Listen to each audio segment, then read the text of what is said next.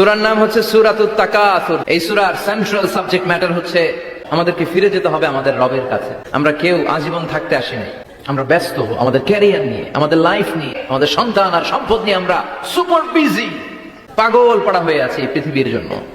মরতে যে হবে এটা ভাববার সময়টুকু আমাদের নেই। We are leading a very super busy life.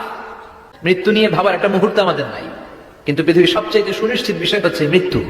The most certain thing in our life is death. আর আমাদের জীবনের সবচেয়ে অনিশ্চিত বিষয় হচ্ছে মৃত্যুর সময়, আমরা জানি না।